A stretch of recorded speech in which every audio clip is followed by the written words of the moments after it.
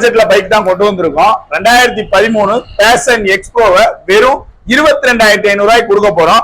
அதுவும் இந்த வண்டியில வந்து பாத்தீங்கன்னா உங்களுக்கு டிஜிட்டல் மீட்டர் ஒர்க்கிங், அதே மாதிரி செல்ஃப் ஒர்க்கிங், பேட்டரிக்கு வாரண்டி கார்டோட 2 டயரும் நல்ல கண்டிஷன்ல வண்டி தெளிவா இருக்கு. எந்த ஒரு குறையும் கிடையாது. நீங்க எடுத்தீங்கன்னா அப்படியே பெட்ரோல் போட்டு ஓட்டலாம்.